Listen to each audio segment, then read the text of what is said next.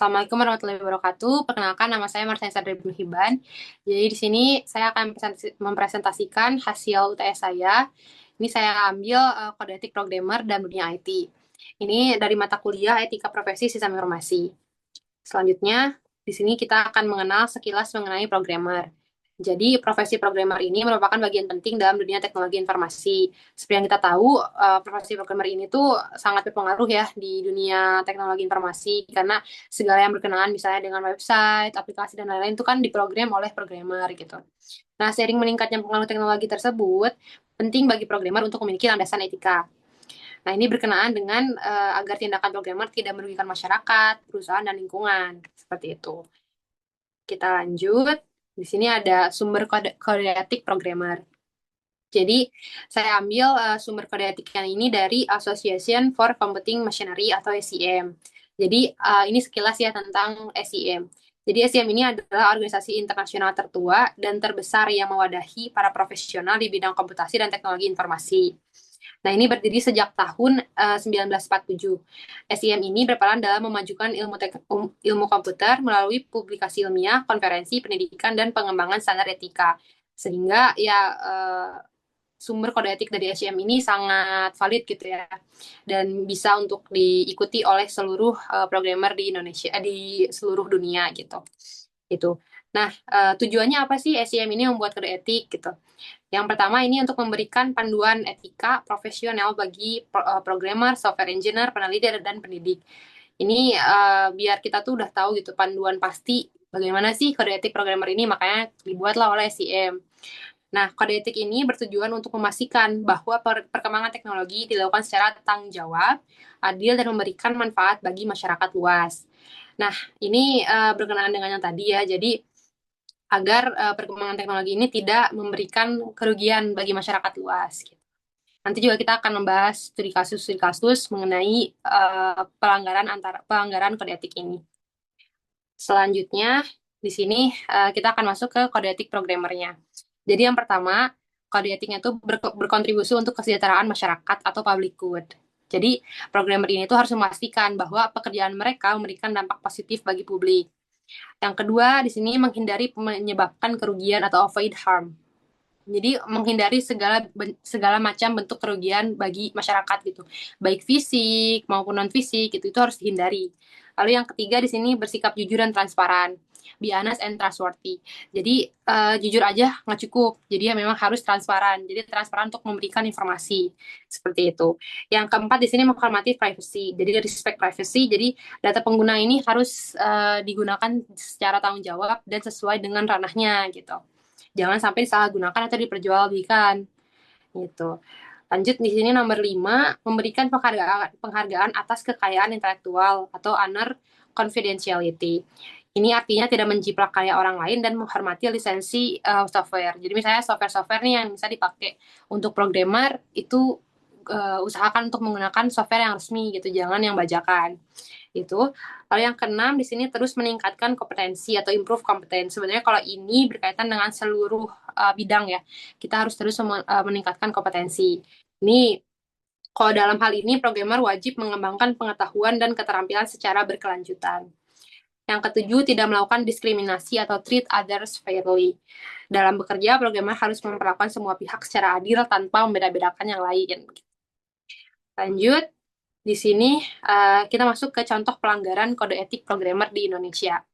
Jadi di Indonesia juga pernah terjadi pelanggaran kode etik, yaitu tepatnya pada tahun 2021. Jadi ada kasus kebocoran data BPJS Kesehatan. Jadi pada Mei, ini tepatnya pada Mei 2021, data pribadi sekitar 279 juta penduduk Indonesia yang terdaftar di BPJS Kesehatan dilaporkan bocor dan diperjualbelikan di forum daring, di forum hacker gitu gitu. Jadi data yang bocor itu mencakup informasi yang sensitif seperti NIK, nama lengkap, alamat, nomor telepon, dan data kependudukan lainnya. Ini tuh sangat merugikan ya, karena sebenarnya kalau misalnya alamat dan nama lengkap kita berikut dengan nomor telepon kita tuh bocor, bisa jadi contoh kecilnya mungkin ya, ada paket yang datang ke kita, padahal kita nggak beli, tapi itu COD, kita harus bayar di tempat gitu loh. Itu udah satu hal yang merugikan lah gitu, kalau datanya bocor.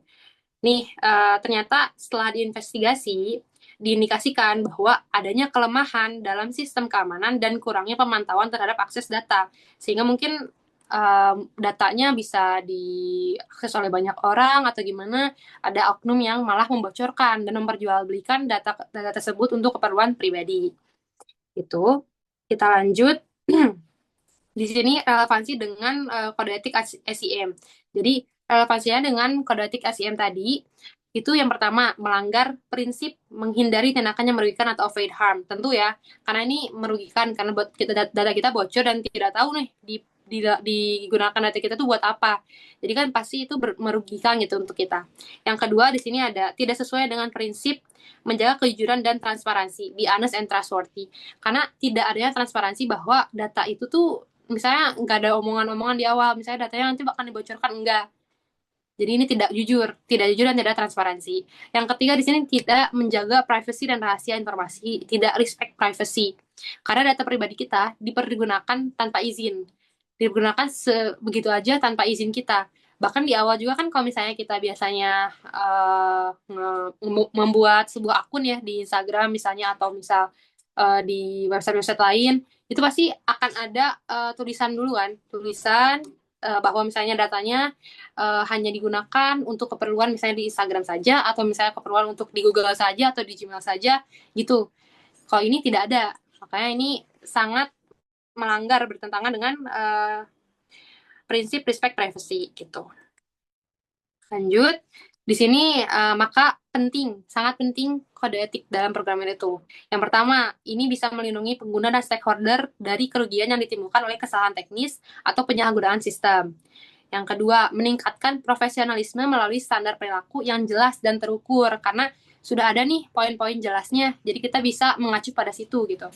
Yang ketiga di sini membangun kepercayaan publik terhadap industri IT sehingga teknologi diterima dan dimanfaatkan dengan aman. Yang keempat di sini yang terakhir mencegah penyalahgunaan kekuasaan teknis yang dapat merugikan individu maupun organisasi. Jadi kalau misalnya orang yang misalnya punya kekuasaan makin berkuasa kalau misalnya tidak ada di kode etik ini gitu. Lanjut, di sini ada penutup. Jadi, kode etik ini merupakan fondasi moral dan profesional yang menjadi panduan dalam bertindak dan mengambil keputusan secara etis. Yang kedua, dalam profesi programmer, penerapan kode etik penting untuk menjaga keamanan, kepercayaan, dan keberlanjutan sistem yang digunakan oleh masyarakat luas. Yang ketiga, kode etik ini perlu diterapkan dengan seluruh siklus pengembangan perangkat lunak, mulai dari perencanaan, penulisan kode, pengujian, hingga implementasi. Yang keempat, sumber seperti SIM memberikan kerangka etika yang kuat dan relevan dengan kebutuhan dunia teknologi saat ini, sehingga dapat membantu profesional IT untuk tetap bertanggung jawab dan terpercaya. Seperti itu mungkin. Terima kasih atas perhatiannya. Mohon maaf apabila ada kesalahan. Wassalamualaikum warahmatullahi wabarakatuh.